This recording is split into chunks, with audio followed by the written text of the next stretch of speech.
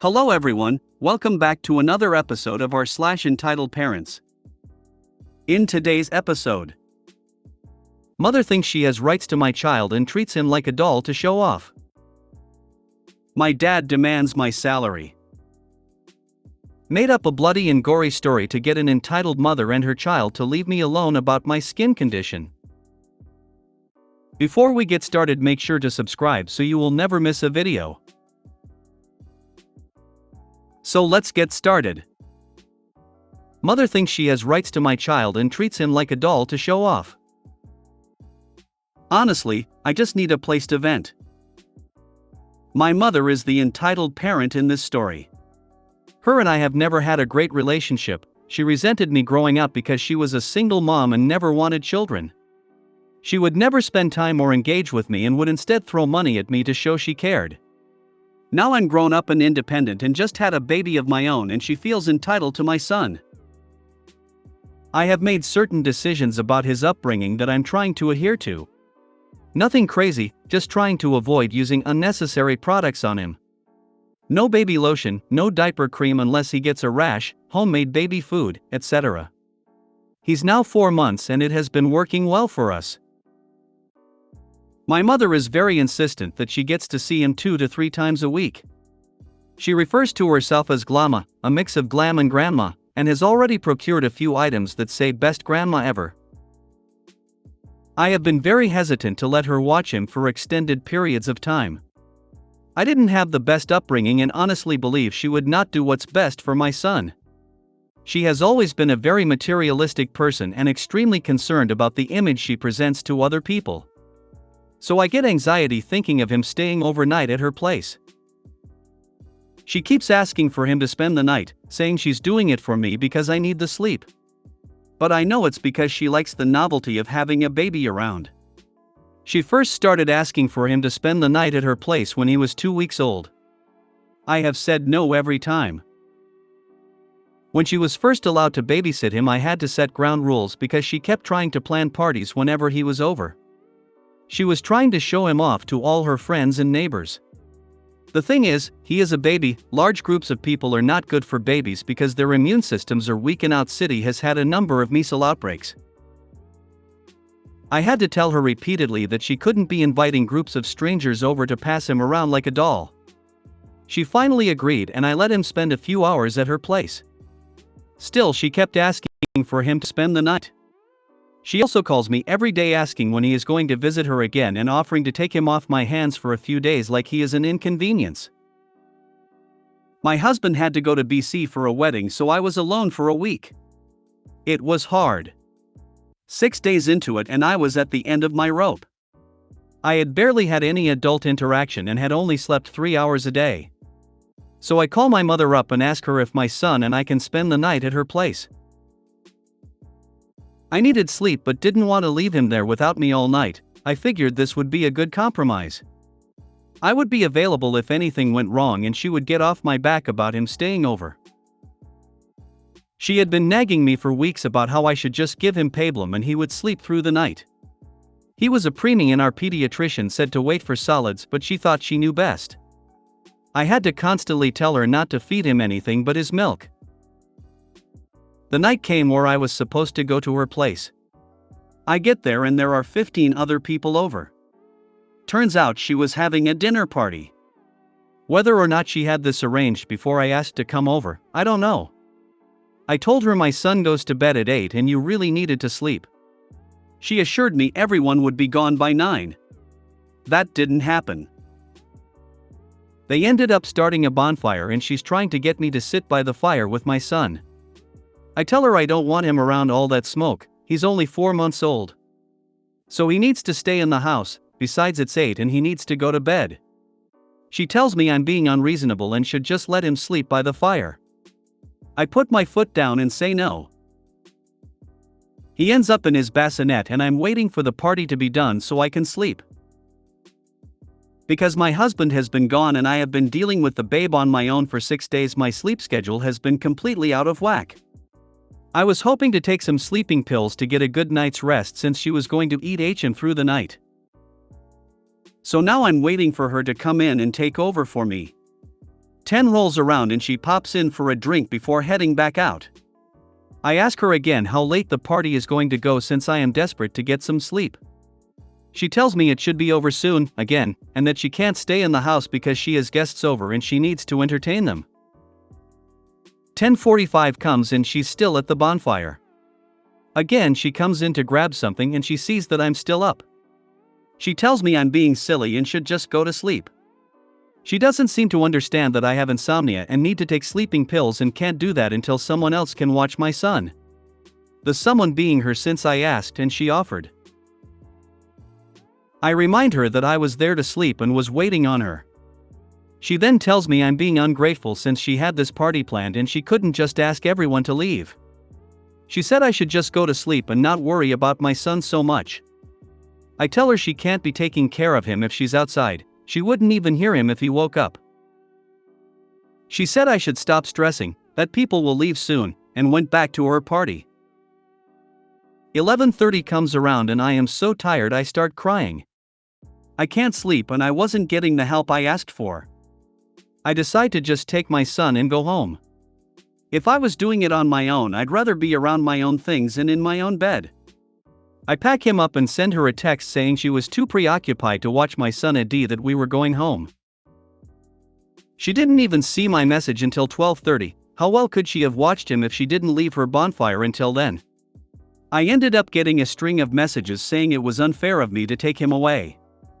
That I shouldn't say she didn't care because she spent $700 on him that day, so obviously she cared. I never mentioned anything about caring or not caring.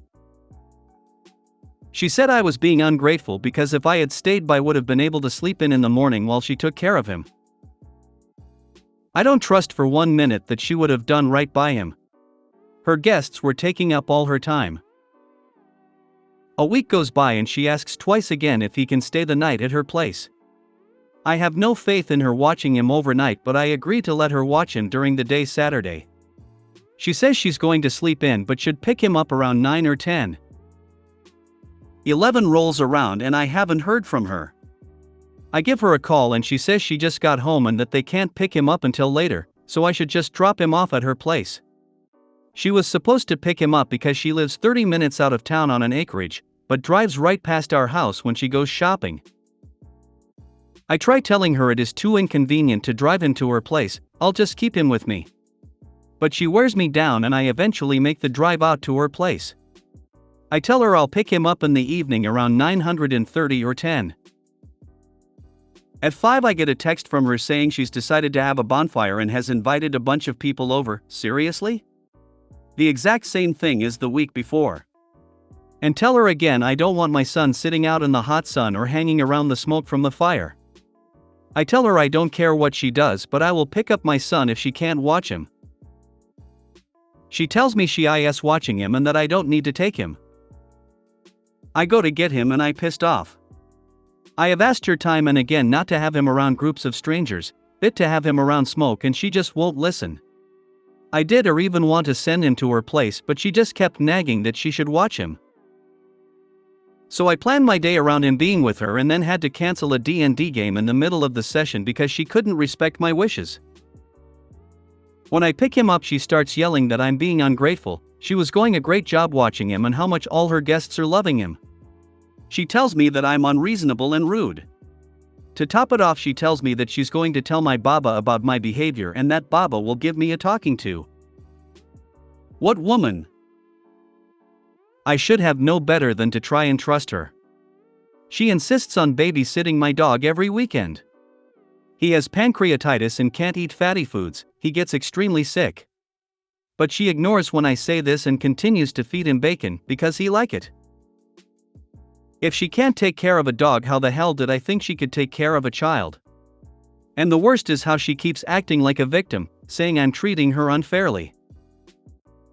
Man, I really needed to get this off my chest. You're doing great. The fact that you have the resolve to stick to your boundaries even when sleep deprived and beyond exhausted speaks to your strength. Also, I highly suggest r/raised by narcissists if you need more support.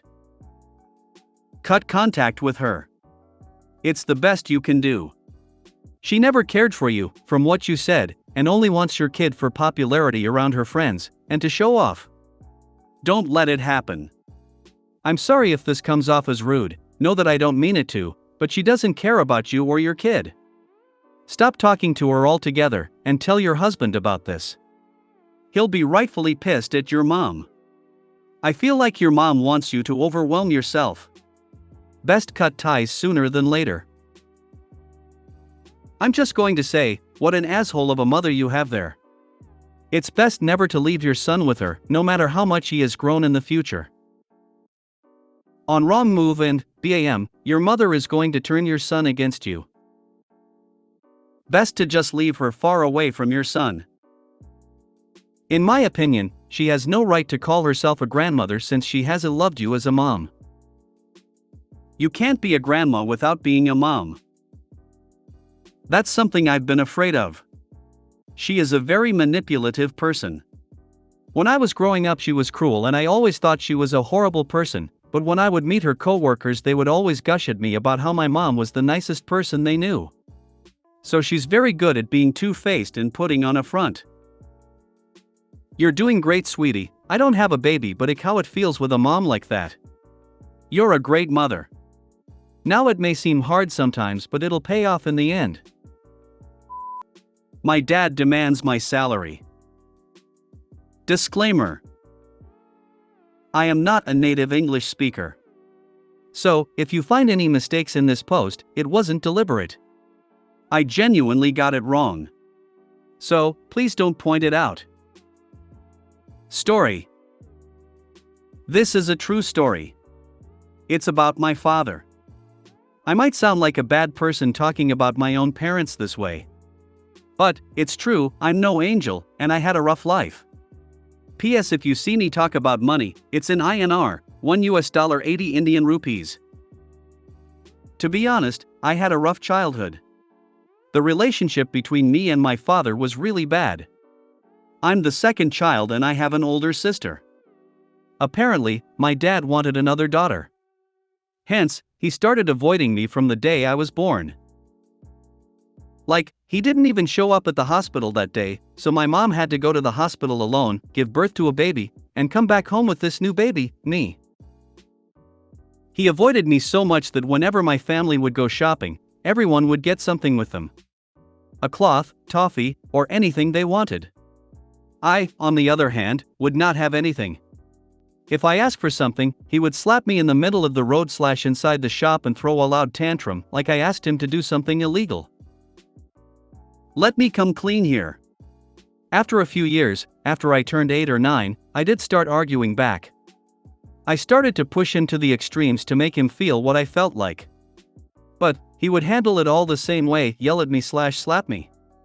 Even until this day, I have social anxiety disorder because of the experiences I had. Not only that, he loved throwing away my stuff. When I was young, I had a hobby of collecting stuff. My oldest memory is of me collecting shells from the beach. He would throw everything away saying that it was worthless. I started collecting stamps and he used all of them to send letters to his friends. I collected coins and he threw them all in the toilet. I collected fossils, not lying. I had fossils. He waited until I filled a full bucket of amber and other kinds of fossils and sent a verification to the archaeological department to verify it. They verified it and said they are original and could get me thousands if I sell them. I didn't want to sell and wanted to collect more. Days later, he took all of it and threw it away because, and I quote, carrying bones inside the house would bring demons inside. I gave up fighting him at that point. I was around 13 to 15 at the time. I thought that if I could bear a few more years, I could get my own life, with my own rules. When the time came for me to go to college, he wouldn't let me choose my favorite course. I was forced to choose IT, not regretting that, but it wasn't my thing. I just agreed and lived in the hostel. He went abroad for work after that. I thought I could live my life after that. But, he doesn't let go of me that easily. He gave his number to like everyone in my college, my roommates, classmates, professors, etc., and he'd investigate me every day. If I don't respond the way he liked, he'd send my sister, fam favorite, to get my mobile phone and make me realize what it's like to be lonely. After 4 hard years and 1 year of training, I got a nice job in an MNC that I've always looked up to. In Jan this year, I got my first salary.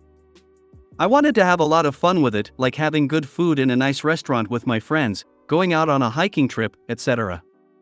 That's when he shows up again, after all these years, giving me everything I wanted. He'd have my food on the plate before I get to the table, the water heater would be on hours before I go to the bathroom for a bath, and stuff like that. My mother, being the kind-hearted angel she is, warns me that he's doing it to get my money and nothing else. And, just like she said, a few days later, my dad comes to me and demands that I send him 3,000 rupees. Like I said before, I was still a trainee. My salary was hardly above 5K. So, I straight up refused to pay him that much. He was working abroad, so I was sure he already had millions in his account and just didn't want to spend his own money. Then the blackmailing starts. My grandma, sister, uncles, and everyone in my fam insisted on me paying my dad because family comes first. So, after a lot of arguments, I decided to take the hard way around. I pay him the 3K, pack my stuff and move out. I remove my dad's name from the nominee and insurance list that my company provides, free healthcare in all major hospitals throughout the world for the employees and 3 family members, which just has my mother's name now. Now, I live alone, just a few minutes away from the main HQ of my company. The story doesn't end there. He called me a few days ago, asking me for another 10K. This time he says no matter how much I get in my salary, I should send him 10K every month. If you're living with your expenses, you know that's impossible. To put that into contrast, I make around 25K a month. The room I live in costs 14.5K/month in rent. Also, there are internet costs, food, tax, and other essentials I should take care of. So, I just decide to ignore him for a few days. I've made up my mind. I'm not paying him a penny after this. Even if it means that the money would save his life, I'll let him die. If the money is for his funeral, I'm going to let his body rot in the open. Like I said, I'm not an angel. I've suffered in life, but that doesn't mean I'm going to help my oppressors and be a good hero. Everyone should own up and pay for what they are worth. So, yes, the money is mine. I'm saving the rest of my money, salary, expenses, up for my future wife, marriage, and kids. Update. I've been reading all the comments here. Thanks all for showing your support and letting me know I'm not alone. Now, I just wanted to add more context. Many of you said I shouldn't be calling my mom an angel because she was standing there and watching as my dad abused me. That's not fully true. To add context, she is the reason I'm not on the streets right now. She's been working her *essay off to make sure that her son gets a good future. She was alone when I was born, no family members near her to support her. She's the one who made sure I studied well and got a good job. She didn't have to. She's from a rich family and my dad is descended from royalty. She could have used his money for us and taught us, me and my sis, to do the same. Instead, she worked and taught us well as well. She's the one who helped me move out and get to where I am. Sure, she did get a share from the money I sent my dad. But she isn't as bad as you think. In my story, she is one of the very few good people. Good for you. I don't care if he's family. Toxic is toxic. Family toxic is the worst type because they're meant to be there for you.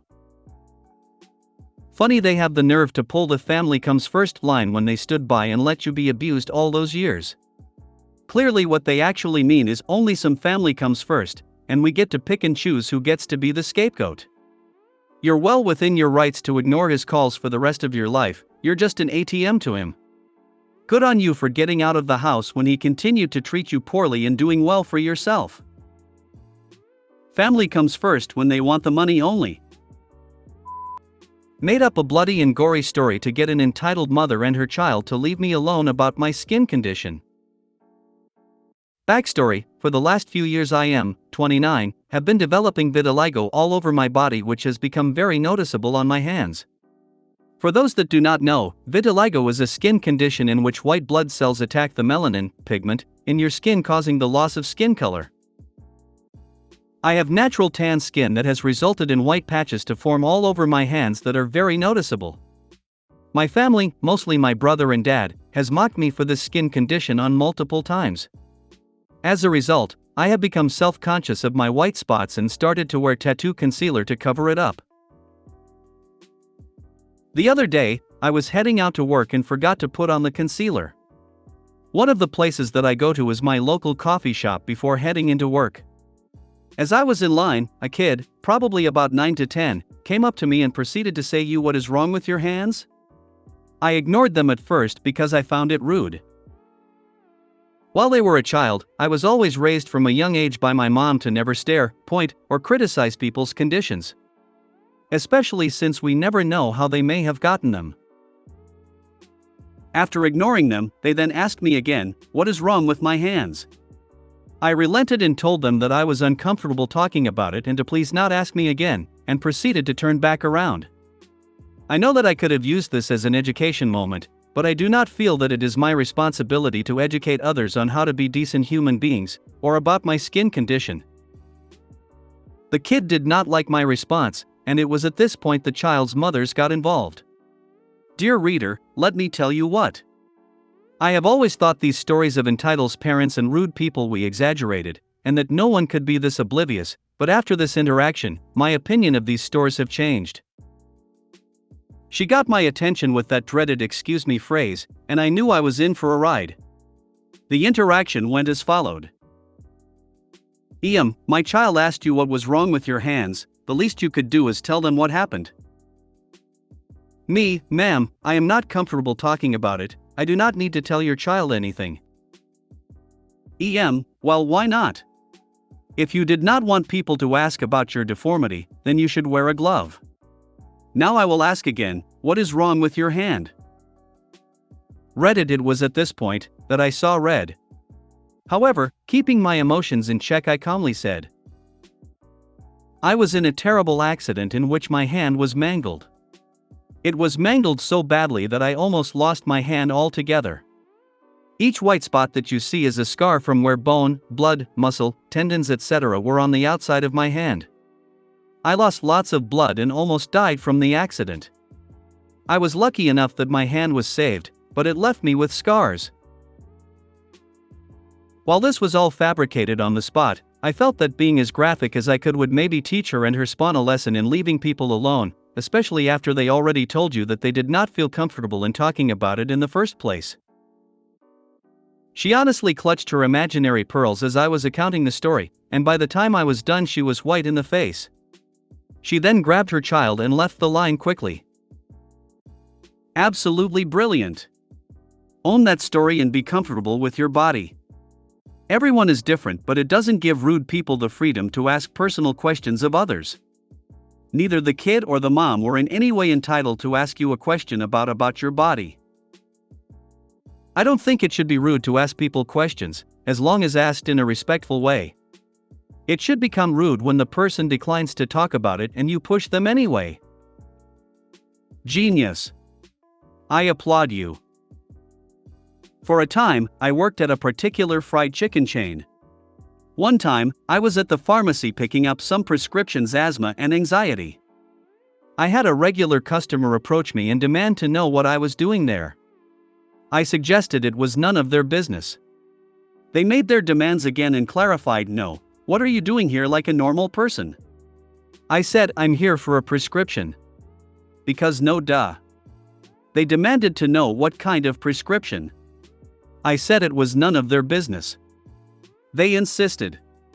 I turned on my eye twitch and said, deadpan, "My medication stops the homicidal fantasies from becoming reality." They darted away and reported me to my manager for doing drugs. My manager knew about the prescriptions and believed me straight away, but they'd approached him while our area and region manager was in. So I had to be drug tested. It was fine. I passed. That customer was banned. I am a right baloney amputee. I don't like to talk about how I lost my leg, so I say. Hummingbird attack. What do you mean, they are small and cute? They are microscopic dragons. A counselor at the summer camp I used to go to had an absolute phobia of hummingbirds. She insisted they had rapiers for beaks and knew how to use them. She also insisted that they would strike her right between the eyes if given half a chance. That said, she would absolutely have believed you. Your dad and brother should be ashamed of themselves, by the way. People suck. There was a kid I went to school with whose dad lost his shit, doused him in gasoline, and set the kid on fire.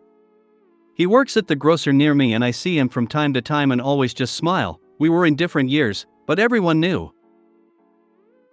If you made it to the end of the video, thanks for watching. Don't forget to like, subscribe and share, and we will see you in the next video.